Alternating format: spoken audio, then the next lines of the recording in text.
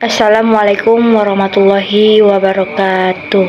Baiklah, pada kesempatan ini kami dari kelompok 1 yaitu yang beranggotakan 3 orang. Yang pertama itu saya Sri Nandayani dan ada Reni Dalpianti dan juga Amrina Rosida. Kami berasal dari kelompok 1 jurusan Tadris IPS 4B. Yang saya hormati Ibu Ade Irma MPD selaku pengampu mata kuliah manajemen kelas. Baiklah, pada kesempatan ini kami akan menjelaskan tentang prinsip-prinsip manajemen kelas. Yang pertama yaitu adanya mengajar dan manajemen kelas. Wah, apa sih mengajar dan manajemen kelas itu? Nah, di sini manajemen kelas itu merupakan usaha guru untuk menata dan mengatur tata laksana kelas, diawali dari perencanaan kurikulum, perataan prosedur dan sumber belajar dan pengaturan lingkungan kelas. Nah, di sini juga memantau kemajuan siswa dalam mengantisipasi masalah-masalah yang mungkin timbul di dalam kelas. Nah, yang selanjutnya yaitu adanya sebagai sesuatu proses terjadinya interaksi antara perilaku mengajar dalam upaya mencapai tujuan pembelajaran. Nah, yang berlangsung dalam suatu lokasi tertentu dalam jangka satuan waktu yang tertentu pula. Nah, dalam proses belajar mengajar, guru sebagai pengajar dan guru sebagai subjek belajar dituntut adanya profil kualifikasi tertentu di dalam hal pengetahuan, kemampuan, sikap, dan tata nilai serta sifat-sifat pribadi dengan proses itu berlangsung dengan efektif dan juga efisien. Baiklah, saya akan melanjutkan penjelasan dari materi Sri Nandayani, yaitu tentang pada proses kegiatan belajar mengajar antara guru dengan siswa itu saling mempengaruhi dan memberi masukan.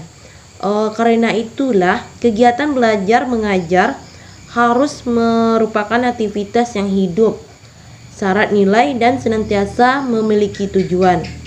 Nah, pengertian dari tujuan manajemen kelas itu seperti yang kita ketahui, manajemen kelas adalah ketentuan dan prosedur yang diperlukan guna menciptakan dan memelihara lingkungan tempat terjadi kegiatan belajar dan mengajar.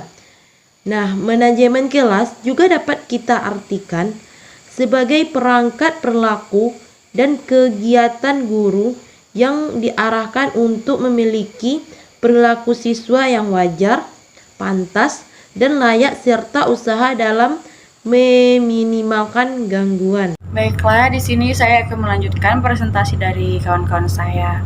Sini saya akan menjelaskan tentang tujuan dari manajemen kelas secara khusus. Di sini saya kami mengambil dari menurut pandangan Salman. Yang pertama yaitu memudahkan kegiatan belajar bagi peserta didik, yang mana kelas sebagai lingkungan belajar harus mampu mendukung peserta didik dalam mengembangkan kemampuannya semaksimal mungkin.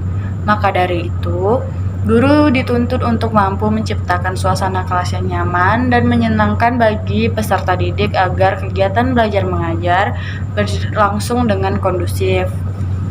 Kemudian, mengatasi hambatan-hambatan yang menghalangi terwujudnya interaksi dalam kegiatan belajar mengajar. Di poin kedua ini, yang mana dengan manajemen kelas yang baik, berbagai hambatan yang dapat menghalangi terwujudnya interaksi belajar mengajar dapat diatasi dengan mudah.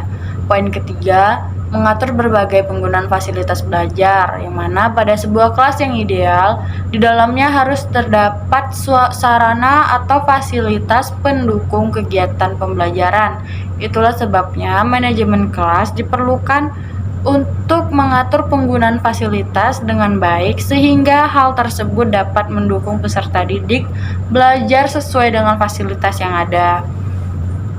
Kemudian yang keempat, membina dan membimbing peserta didik sesuai dengan berbagai latar belakang sosial, ekonomi, budaya, serta sifat-sifat individunya, yang mana dalam sebuah kelas tentunya terdapat beraneka ragam karakter peserta didik. Keberagaman tersebut tentu dapat menimbulkan berbagai persoalan apabila guru tidak mampu mengelola kelasnya dengan baik. Poin kelima, membantu peserta didik belajar dan bekerja sesuai dengan potensi dan kemampuan yang dimilikinya. Dengan manajemen kelas yang baik, 14 peserta didik dapat belajar sesuai dengan potensi dan kemampuan yang dimilikinya. Poin keenam, menciptakan suasana sosial yang baik di dalam kelas. Dengan terciptanya suasana sosial yang baik di dalam kelas, maka kondisi itu dapat memberikan kepuasan, suasana disiplin, perkembangan intelektual, emosional, sikap, serta apresiasi yang positif bagi para peserta didik. Yang poin terakhir atau poin ketujuh, membantu peserta didik agar dapat belajar dengan tertib. Manajemen kelas ditunjukkan untuk membantu para peserta didik belajar dengan tertib sehingga tujuan belajar secara efektif dan efisien di dalam kelas dapat tercapai. Sekian presentasi dari kelompok kami. Apabila ada kesalahan kami mohon maaf. Wabillahi taufiq wal hidayah. Wassalamualaikum warahmatullahi wabarakatuh.